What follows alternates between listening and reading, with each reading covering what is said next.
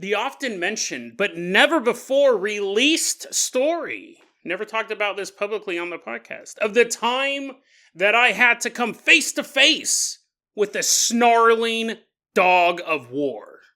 And then, because I'm already on the subject of dogs, I want to talk about we talked about this on Friday, but I have yet another bizarre, unexplainable story of the time I saw a dog right in front of me, middle of the day, try to attack some children, and then when I jumped in to help, things got weird. Today on Dead Rabbit Radio.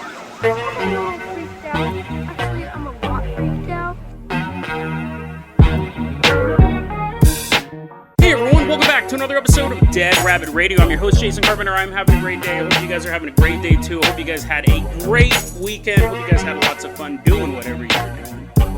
On Friday's episode, I talked about ghost dogs and my relationship with dogs. I ended the episode on a rant about dogs. And I mentioned the time that I went toe-to-toe with an Akita that had just mauled a man right in the middle of the street. Me and this dog had a fight. I've mentioned it a couple times on the podcast, and now I think it's time to actually tell that story. Also, because of my adrenaline, I just got done recording that episode. Like I said, I'm trying to record some episodes in a batch before I go on vacation, and I just feel that it's time. We're going to talk about that, but first off, let's go ahead. He didn't get to fly the Carpenter copter last episode. Let's re-invite into Dead Rabbit Command Christmas livestream contributor Alex. Everyone give a big round of applause to Alex walking into Dead Rabbit Command. You're going to be our captain, our pilot this episode. If you guys can't support the show financially, I totally get it. Just help spread the word about the show. That really helps out a lot. Now, like I was saying in the intro there, I'm super amped up. So let's get started. Alex, let's go ahead and toss you the keys to the Dead Rabbit dirigible. We're leaving behind Dead Rabbit Command. We're headed all the way out to Orangevale, California. Let's travel back to the year. You know, it's so funny. As monumental of a story this is, I don't even remember what year it takes place. And that's par for the course for me, really. Like, I have a really hard time. I really keep track of everything. Did it happen before or after Terminator 2 came out? This story was past Terminator 2. I think it was between 97, 98, 99. Probably closer to 1997. And listen, when I was in Sacramento, I got in fights a lot. It was constantly fighting people or starting fights, whatever. It's so hard to own weapons in California legally. Like, to have a gun, to transport a gun, you have to have the ammo in one part of your car locked up, and the gun itself in another part of the car locked up. So people will keep, a lot of times, their gun in their glove compartment, the ammo in the trunk. It's almost too much trouble. And you're like, Jason, are there a ton of shootings? Are there a ton of gangs in California? Yeah, they're not carrying their guns around legally. It's not like they're like, oh, we're going to mug people all day long, but we will follow the law regarding guns. And also, in California, I don't know if it's the same, but any crime you committed with a gun was an automatic extra 5 years for using a firearm in California. I'm sure it's actually higher nowadays. So it was too much trouble to own a gun. I did have knives, but even those were very, very tricky in California. The reason why I feel comfortable telling this story on this podcast is it's true crime. There's a lot of true crime on it. I carry knives, but I never carried them on my person because in California, the knife has to always be visible. I carry a knife all the time up in Oregon because the laws are more permissible. I always have a knife on me. But California, if you carried a knife on you, it had to be visible at all times, so like clipped on the outside of your pants. It had to be a knife you use two hands to open. It couldn't be larger than 12 inches. Which, I mean, at that point, you're Rambo, right? Couldn't be larger than 12 inches. Couldn't be a gravity knife. Couldn't be a switchblade or anything like that. It couldn't just come to a point, so no dirks or daggers. Now, obviously, you'd have people with fishing knives, those long fillet knives. You'd have people with those hunting knives. But when you couldn't be walking around with a hunting knife in downtown Sacramento. That would be, a cop would stop you, a cop would question you, and again, any cop can take you off the street and throw you in jail for 24 hours and say, we decided not to charge you. So you could say you're following the law, but at the end of the day, the police can do whatever they want and have you detained. They're not arrested, you're simply detained. If you have a fillet knife at downtown mall and it's 13 inches long, you're going to have a really hard time saying, I was about to go fishing, because you're in the middle of this city. But I did keep some knives in the trunk of my car. I actually did have a dagger at the time, and then I had a couple folding knives and stuff like that. But again, remember, I'm also constantly getting in squabbles, and those were generally just fist fights, right? You get in a fist fight in California, nobody cares. But I remember once I was down at Folsom Lake, just driving around one day back when gasoline was 98 cents a gallon. Drive around sometimes just listening to music, and I remember one day I was driving around, I decided to stop at Folsom Lake. Just walk around. Wanted to have an excuse to carry my giant fillet knife. And as I was walking around, I found a boat oar. This giant piece of wood, looked like a Gandalf staff. And it was rounded, not like a ball at one end, but it started to taper into like a rounded, thicker end at the top, and then it would taper down. It was this old wooden paddle, and the paddle part had been broken off. So basically, I just had this giant stick. It was probably around 5 feet long. And I remember like holding it up as if I had found Moses' staff. I thought this would be awesome for smashing people's windows open. Yay! People are like, what did you say? And it's like, nothing. Oh, I'm going to smash his window open when he's not looking. So I took this giant boat oar and I threw it in the trunk of my car. I was staying at my grandma's house, which I talked about on yesterday's episode. I lived with my grandma for a long period of time. This is in the Woodward Way area of Orangeville is where we're at now. And then Pecan Avenue, which is right around the corner. And I remember this particular day, I had to go to college, I had to go to class, I worked for the school newspaper, the American River Current, and I was headed there, and my cousin Rachel asked if I could take her somewhere. I don't remember where I was dropping her off, but I was like, yeah, sure, no problem. I was staying with my grandma at the time. I talked about that on Friday's episode, and my cousin Rachel was over there. So we get in my car, this is back when I was driving my Ford Mustang, and we start driving, we come off Woodward Way, we're driving now down Pecan. Right when we get onto Pecan, there's this house there on the left-hand side of the road. And it's like this white tract house, right? It just looked like a normal house that came out of a machine. You know, they all kind of look the same. And in the front yard, there is a man rolling around with a dog. This big dog.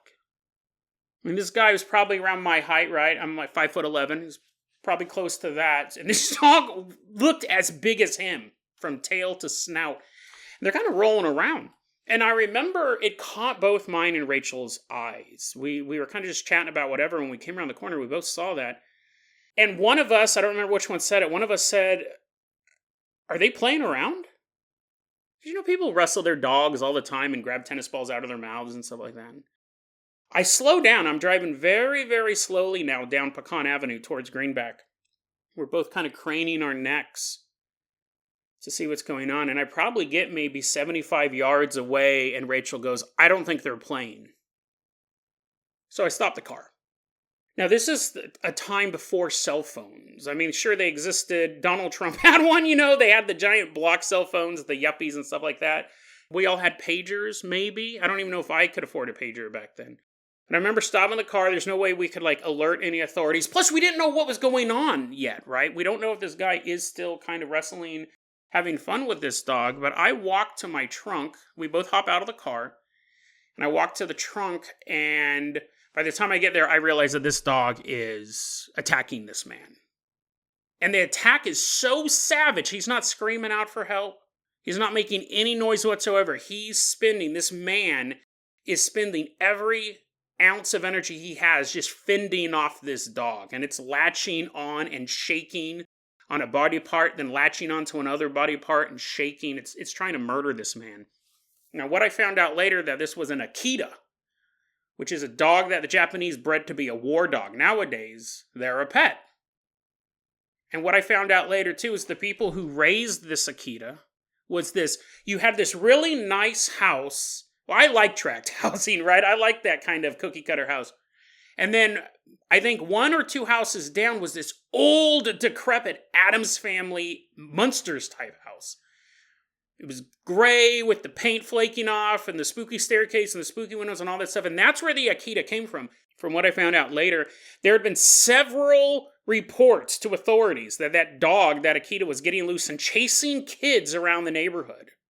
So this dog was not brought up well, and the owners were not treating it well. And this dog was a problem. And this was the day things got as bad as they were going to get. And I didn't know any of that stuff, though. I just saw this giant dog. I didn't know the breed. I just saw this giant dog attacking this guy, and I walked to my trunk. And I remember as I was walking to my trunk, I thought, I might have to stab this dog. I might have to to stab this dog. And I remember popping the trunk and I looked, and I was looking for my knives.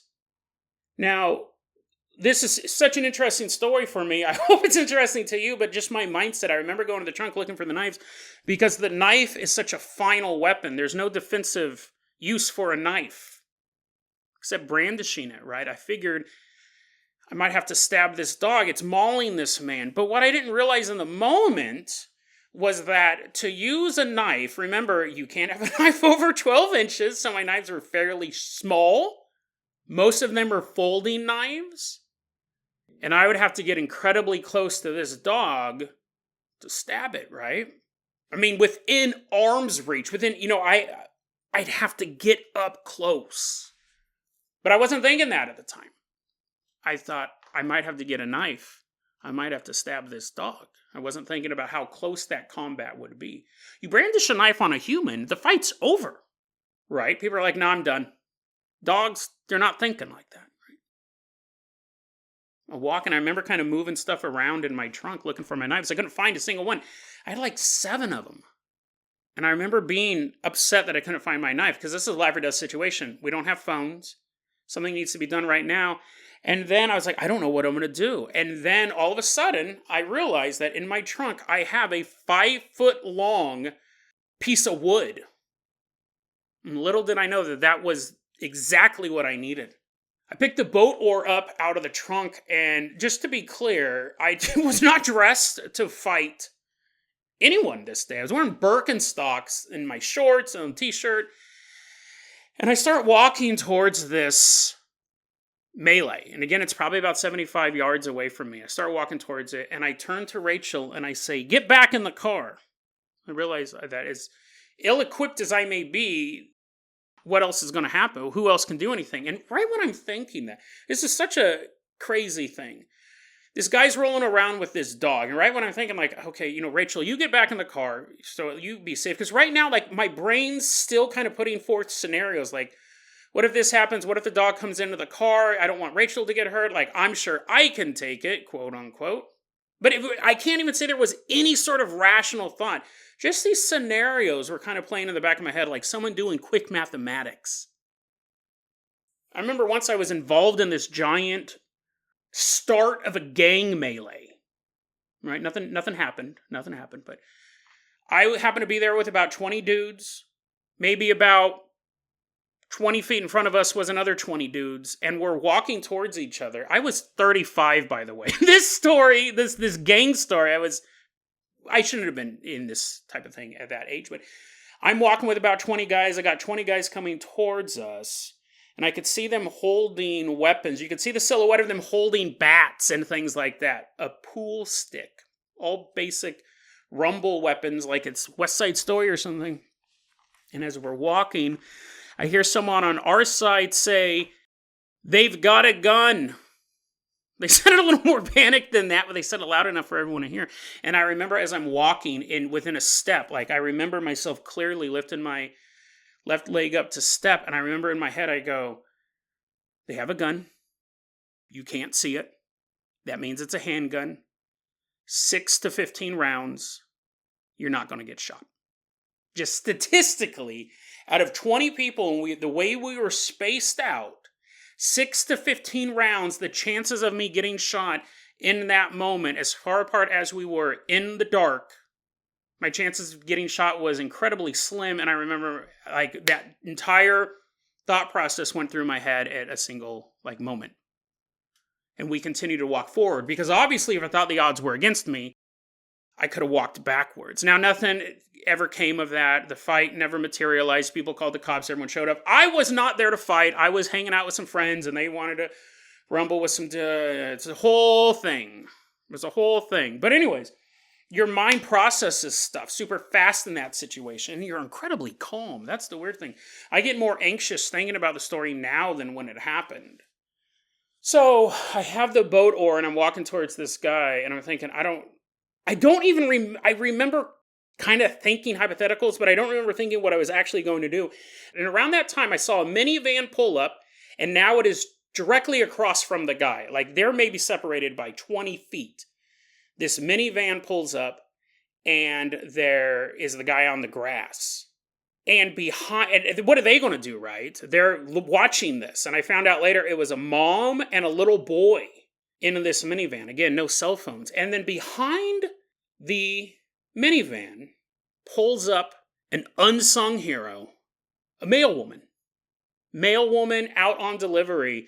She jumps out. I get chills just thinking about this part. She jumps out of her mail truck and runs towards that Akita, spraying it in the face with mace, pepper spray, whatever it was. She's running towards it and she's just blasting this dog in the face. And I'm standing there with the boat oar and I'm thinking, oh, okay, somebody can stop this. I'm going to try my best not to cuss, because I normally don't cuss on the show because I know people listen to this stuff at work. But I may start to lose the plot on that one. That dog turned. No joke. This was so insane. That dog stopped biting the guy, turned, looked at the male woman, and ran directly into the stream of mace.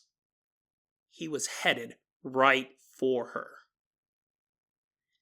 I remember thinking, this situation has totally gone sideways. And I remember watching that stream get smaller and smaller, because she's just like blasting this dude.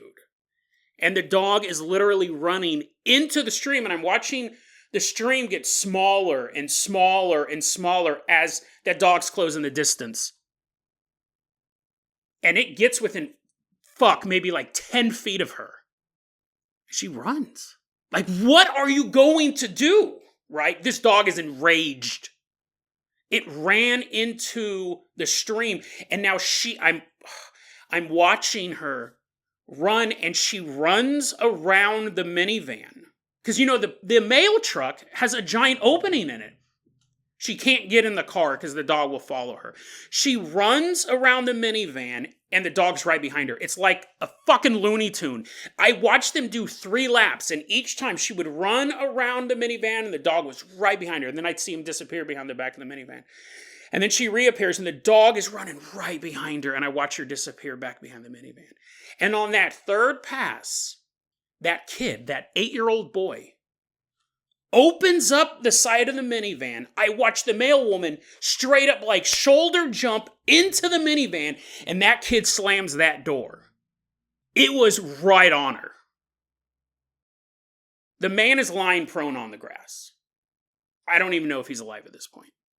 He's just laying there. I remember thinking, maybe I can get in my car. Maybe I can run to my car. And when I turn around, I realize at this point, I have walked a good maybe 20 yards, maybe 15 yards from my car. I was like slowly walking with my stick. I realized not only is my car about 15 yards away from me, I'm wearing Birkenstocks, so I can't run. I just saw how fast this dog was. And my stupid cousin Rachel shut my door as well. When I told her to get in the car, I didn't mean turn it into a tank. So I thought, even if I'm able to get back to my car, I'm not by any long shot a runner anyways. And I remember thinking this very clearly. I turned around and I looked, even if I can get back to the car in time, even if I could open the door in time and jump into my car, that only leaves one other person for this dog to attack, the man who is laying on the grass. It will go back. I remember clearly thinking that. You could try to run, you might be able to beat it to the car. But even if you did, let's say it did not attack you when your back was turned, because this fucker was fast. This dog was so fast, even if you could get back to the car in time, it's just going to go and it will kill that man. If he's not already dead, it'll finish him. And that dog saw me, and it began to charge. And I realized the second that it laid eyes on me and began to run, I realized at that point, I could not turn my back. I had to fight it. I realized at that point that once it saw me and began to run, there was no way that I was going to be able to outrun this thing. There's no way. I had a moment where I kind of considered it, but once it started to run towards me, I'm not an athletic person by any means, and I just don't mean that physically, because, I love to lift weights, I love to walk and do stuff like that, I love to do the stairs. When I say athletic, I mean athletic ability. I'm terrible at putting a basketball through a hoop. I'm horrible at tennis. I'm horrible at anything like that. And here I am with this boat oar. And I remember taking a batter's stance. I turned it so my right shoulder's farther back, and I took this batting stance, and I'm holding this boat oar, and I'm waiting. Had you pitched a ball to me and gave me a bat and said, hit this ball, I would have a hard time doing it. I just don't have that mechanism in me to play sports.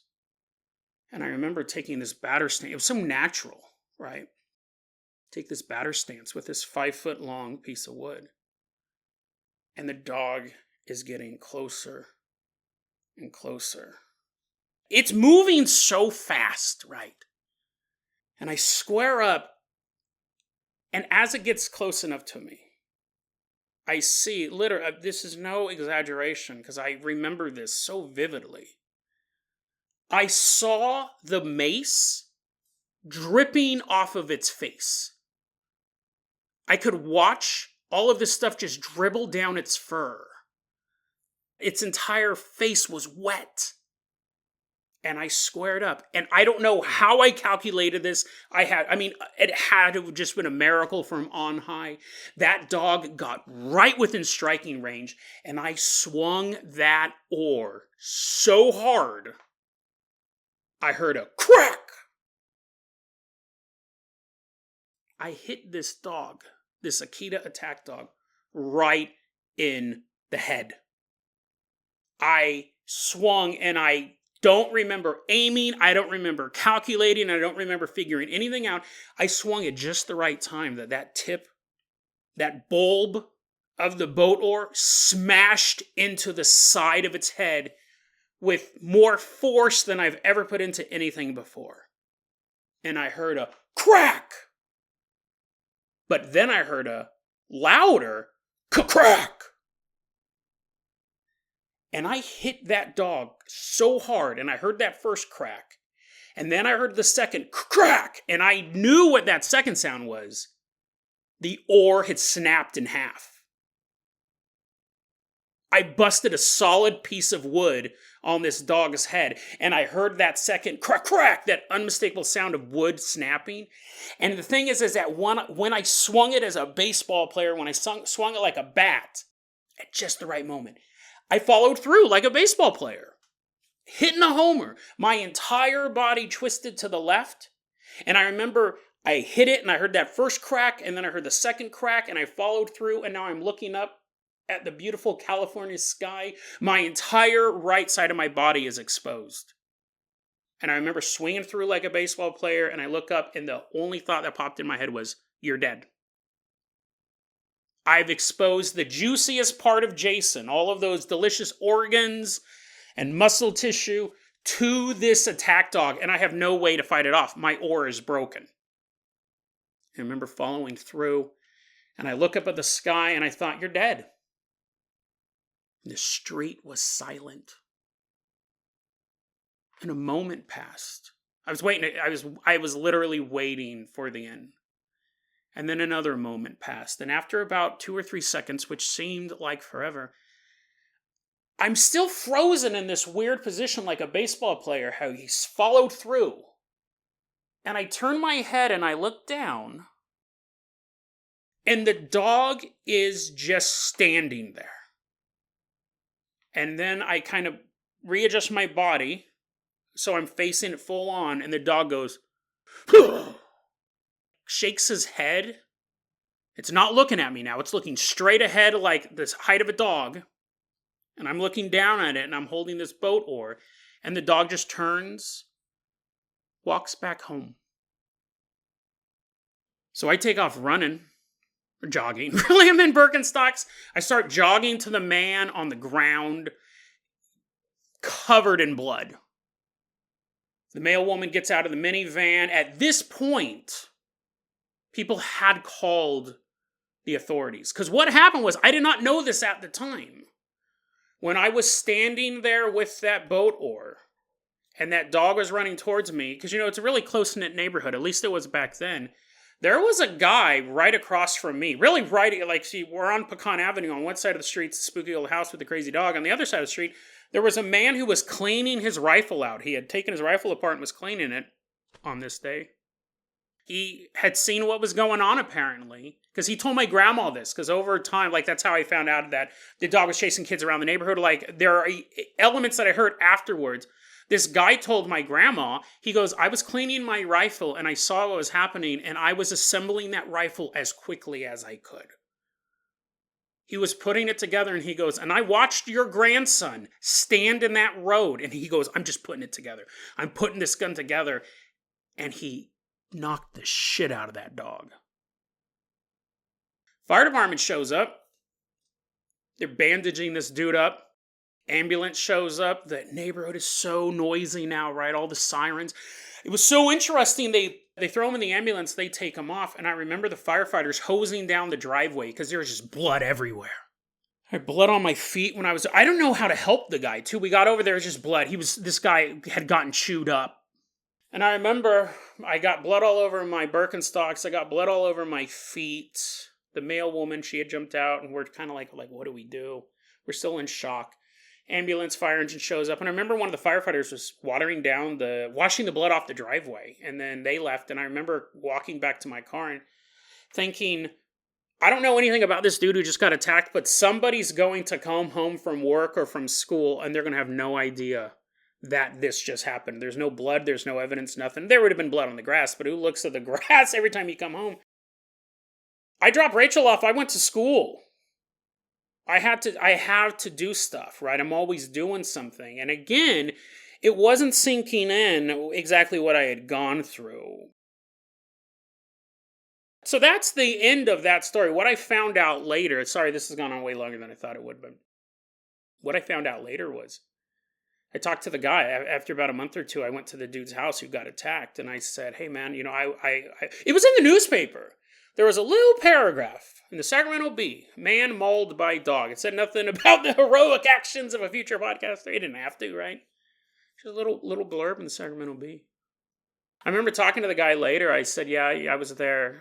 I helped fight that dog off. And he said, yeah. He goes, listen, I grew up in Germany, and I have never had a problem with dogs. He goes, I have 2 dogs myself. I grew up with dogs. He was like, his dad was in the military or something like that in Germany. He goes, I grew up with dogs, farm dogs, regular dogs, house dogs, all that stuff. He goes, I never had a problem with dogs. He goes, but that dog was a terror to the neighborhood. He never bothered me, but I'd always hear reports of kids complaining about it, and people had filed complaints with the city or the authorities, and no one ever really cared. He goes, and then that day, he was sitting at home, and he heard a commotion outside of his house. His 2 dogs in the garage were going nuts.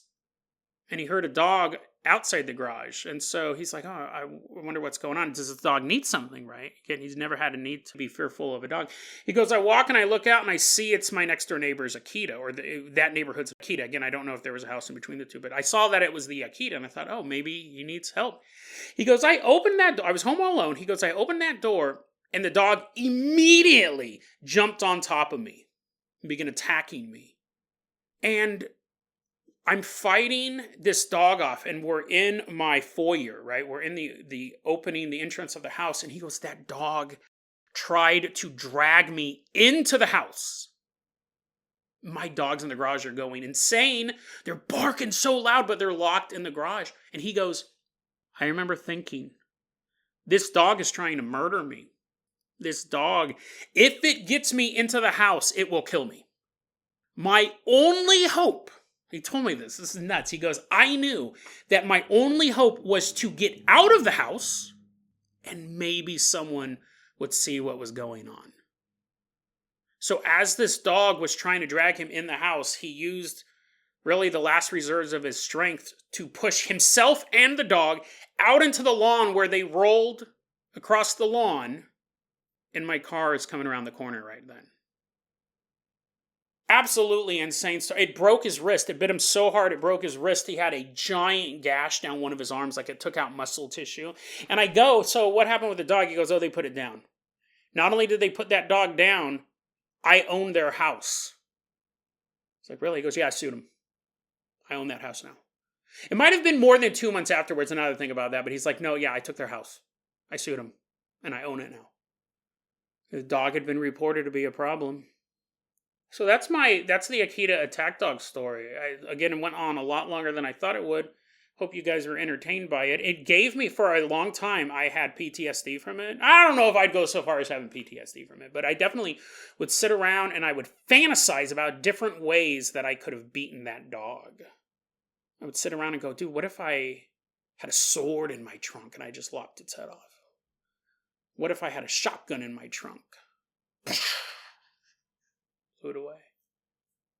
I'd sit there and I don't want to say fantasize, but I'd get stuck in these loops about fighting that dog. And I hated dogs for the longest time. When I grew up, I didn't really care about dogs. I mean, I thought they were cool pets, but I wasn't a dog person. I didn't love them or hate them. After that event, I couldn't be around dogs at all. People would say, oh, my dog's nice, and I still wouldn't want to be around them.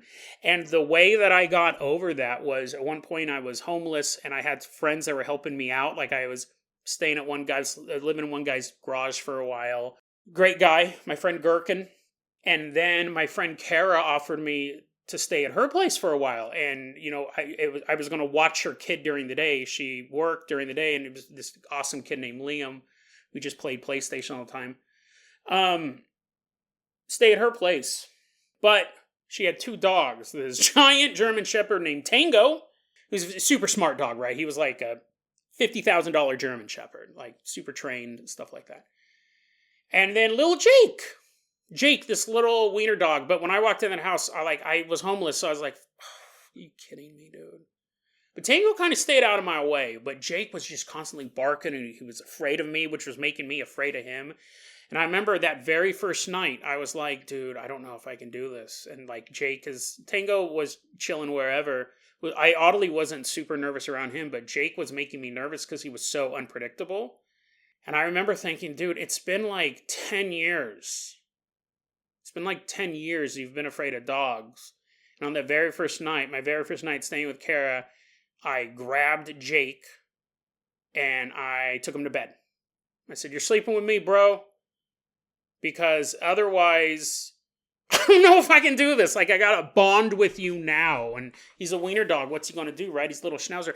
And I pick him up, and he's like squirming, and I put him in my bed, and I crawl into bed, and I shut the light off. And within like 5 minutes, he was nuzzled next to me. And we were best friends after that. Like, I think he was nervous, and I was nervous. And that's what got me over my hatred of dogs, right? I had a really hard time being around them. Now I can still get nervous around them, especially loose dogs. That's what I was talking about on Friday's episodes. But now, Hood River's a huge dog town. People are constantly carrying their dogs, walking their dogs, stuff like that. And I just enjoy the puppy parade. I do enjoy the dogs. I've gotten over my hatred of dogs. Let's wrap this up because I want to talk about, I know this episode's going to run long, and I really do apologize for that, but I want to add, that was a true crime story technically, right? An assault. Let's talk about a weird paranormal story, and then we're done with the dogs. We're done with the dog stories, and I also want to toss Alex the keys to the Carpenter copter. We're leaving behind Orangevale, California. This is short, guys, don't worry. Alex, we're leaving behind Orangevale, California. We're headed all the way out, a couple miles away, to Del Paso Heights. This story would have taken place in 2005? So around 10 years, right? 1997, 2005, what is that? 8 years. Afterwards, so at this point, I have not met Jake yet. I still have an issue being around dogs, and I'm still on the lookout for dog attacks, right? People who are having trouble. And the boat oar cracked, right? I wonder whatever happened to that boat oar. I should probably put it in a museum or something, just a museum that I'd want to visit. But I didn't have the boat oar anymore, but I had a nice collection of baseball bats in my trunk. Now, again, here's the thing. In California, true crime related, this is so bizarre, dude. Like, listen, man, California has some good stuff about it, but their laws are insane. In California, you cannot have a baseball bat in your car unless you also have a bat and a glove. Because technically a baseball bat is a weapon. And I've got pulled over by police and questioned, are you a baseball player? I was like, no, I'm not a baseball player because I have an aluminum bat in my backseat. I don't have a ball and a glove. And so, yeah, but the cops let me go. They just harassing me. But I had a collection of baseball bats in my trunk, and I also had a baseball glove and a ball at that point. And I also would often, you'll see me if you ever hang out with me in real life and we happen to go to the Goodwill, if that super specific series of events takes place, people have noticed this when I go to Goodwill, I will buy baseball bats at Goodwill. And people go, why? I don't know why people ask me why anymore, because they know it's going to be something insane. I have a good collection of baseball bats just sitting in my apartment right now. I buy them at Goodwill. They go, why do you buy baseball bats at Goodwill? And I go, because they're covered in fingerprints. You buy a brand new baseball bat from Walmart, first off, you're paying full price. Secondly, it only really will probably have one set of fingerprints on it, yours. But if you buy a baseball bat at a Goodwill, let's say you smash someone's car window. Let's just say, hypothetically speaking, you smash someone's car window with a baseball bat. You can leave it there. You wear gloves, obviously, hypothetically speaking. You would wear gloves, but you just drop it. First off, it only cost you $3, right? Smash the window, drop the bat, do whatever you're doing, and then leave. It's covered in fingerprints. It's covered in fingerprints of a bunch of 8-year-olds. And everyone who walked through the Goodwill picking it up and pretending to swing it around. Not your fingerprints, because you are wearing gloves, right? I go into Goodwill and I'm putting on gloves. Buy your bats at... It's another true crime tip. Where was I going? Oh, yeah. So I was driving through Del Paso Heights. I was leaving work. It was really late in the day. Del Paso Heights, they've recently been gentrified, but it used to be kind of a rough neighborhood. It had a reputation like Oak Park, that it was not the best place to be. But it's also as a major thoroughfare, right? To get from one part of Sacramento to another, you can drive through Del Paso Heights. Now there's a lot of art museums and stuff there. And when I was driving through the area, it was half and half. I don't know what it looks like now, but I remember when I was living in Orangevale, Del Paso Heights was one of those areas you didn't go into after dark, like parts of Rancho Cordova or parts of North Highlands. I was driving through this residential area of Del Paso Heights. It's like 5 p.m. It's late in the day. There's a lot of traffic. Barely drive. The story is so weird. I don't even know how to classify this. Driving down the road, and because we're going so slow, I see on the opposite side of the street, this residential neighborhood, I see a young girl, maybe like 8 years old. I'm really bad with ages and stuff like that, but maybe 8 years old, and she was there with her 6-year-old, what I would assume brother, right? And they're completely like frozen. And standing maybe 5 feet in front of them is a dog. And the dog's barking at him. And I remember now I'm going really slow. This was still when I just could not even be around dogs, and I'm kind of having flashbacks, right? This dog is barking at them, and I see the girl and the boy, their body language is they're terrified. They're not playing around. And I remember like they were trying to figure out what to do.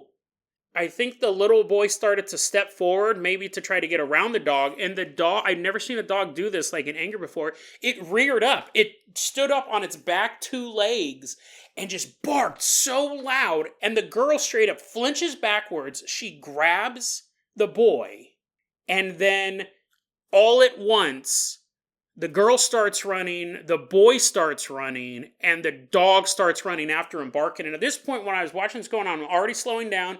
I'm already stopped in traffic. I remember putting the car in park, like in this weird motion. I must have had a baseball bat in the back seat now that I think about it.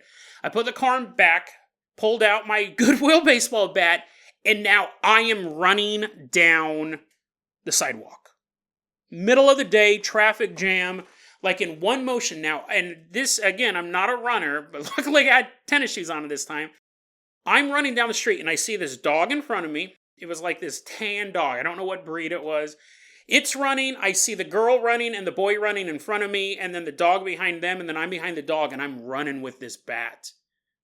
And I watched the girl make a quick left turn into a yard, and then the boy, because I think she realized she wanted to save her little brother, but she also had to be fast, right? I see her make a quick left and disappear in her front yard, and I see the boy make a quick left and disappear into the front yard, and I see the dog make a quick left and turn into the front yard, and then I run and I make a quick left and I turn into the front yard.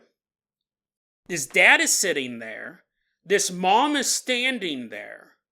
There's 2 children sobbing, screaming. I'm standing there with a baseball bat. The dog is nowhere to be seen. I have no idea where this dog went. At this point, a bunch of things are happening. The whole family only speaks Spanish. And the boy and the girl are sobbing and screaming. And I'm holding this bat, and the dad is looking at the kids and then looks at me and stands up. And I'm like, there was a... I remember going, there was a dog. There was a dog. And the mom is super confused about what's going on. This dude... Here's the thing, like, you can't fight this guy, right? I can't fight this guy. I can't...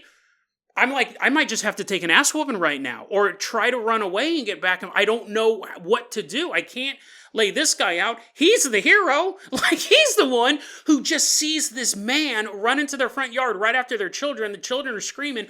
I'm holding this bat. I'm trying to explain there was a dog. There was a dog. I don't speak Spanish. They don't speak English. The daughter then starts to be able to kind of collect her senses. She starts sobbing so hard, and she starts to try to tell him what's going on. Right? I could see her talking to the dad as he's walking towards me. And he wasn't a big guy, right? This guy didn't tower over me. I honestly was probably a foot taller than him and probably had like 50 pounds on him. But I can't fight that fight. He's the good guy. I would be the bad guy. I remember I'm holding the bat, and I kind of have the bat to my side now, and I'm walking. And also, I'm totally afraid that a dog's going to jump out of somewhere. I saw the dog. And I see the daughter kind of like talking to the dad, and the dad is just like very slowly, methodically, with Terminator-type fashion, walking towards me. Now, he's not right up against me. We still got maybe like a good 10, 15 feet distance. And the mom starts, he's not listening to his daughter at that point, right? Like, what would you do? The mom starts to like, touch his shoulder. Now she's saying something. And the girl's saying something. And he starts to like kind of look at them. I'm gone. I leave. I go back. There's a huge traffic jam. I left my car in park on the road. This whole thing took place over the matter of like maybe 2 minutes. If that. Like, again, I was running. And I'm not a strong runner. I couldn't run for 2 minutes. It was a very short period of time. All of that stuff happened. I don't know where that dog went. And I don't know any Spanish. I imagine the girl was trying to explain to them there was a dog as well. There was a dog. Because they were getting pursued by the dog. I saw the whole thing, but I don't know what happened. I don't know where that dog went at all. And I totally understood what the dad would be thinking if a guy comes around a corner with a baseball bat. Right, and these kids are screaming, they run in the yard, and you just see some stranger run into your yard with a baseball bat. But I don't know what happened to that dog. I don't know even how to classify it. I don't know if that dog belonged to, like, Whiplash Snidely or whatever, and he's trying to pull a prank. He's all, in the bushes. Who knows? Phantom dog, ghost dog, sly dog that somehow realized that it was out of here, but there was no dog in the yard. It definitely wasn't their dog. The girl turned the corner, and it was like, when I say turn the corner, this was a house on the middle of the street, so it was like it was like a waist-high chain link fence into their yard. So the girl came around the chain link fence, right to where her dad would be. The boy came around the chain link fence, right to where the dad would be. I watched the dog turn into the yard by that chain link fence. I came around, there was no dog. I have no way to classify that story, but I will say this. I don't think we're going to be talking about dogs for a while. But I hope you guys did enjoy that. That's a story that I hope you guys found interesting, both of those. I don't, you know what I mean? Like, I feel like you guys have given me a gift by listening to this podcast and being part of the Dead Rabbit Radio family, being part of the Fluffle. And I don't ever want to abuse that. I don't ever want to just sit around and talk about myself. Because there's more interesting things to talk about. But because I talked about it so much on Friday's episode, I figured you guys, and I've mentioned it so many times on this podcast, I never told the Akita story. And in full, I told it on the Patreon Discord, and then I've never really told the vanishing dog story. I've told it to my friends and stuff like that, but I don't want to ever take this show for granted and be like, oh, they'll listen to whatever gibberish I spout out. So I really do hope you guys enjoyed this. It's true crime adjacent. And the second dog, I have no idea. Mandela effect? Did they fire up the CERN generator for the very first time and that dog Mandela out of here? Who knows? I don't even know how to classify that second story, but I really do appreciate you guys. I really do appreciate you guys, and I hope you found this episode entertaining. deadrabbitradio@gmail.com is going to be our email address. You can also hit us up at facebook.com/deadrabbitradio. TikTok is at Dead Rabbit Radio. Dead Rabbit Radio is the daily paranormal conspiracy and true crime podcast. You don't have to listen to it every day, but I'm so glad you listened to it today. Have a great one.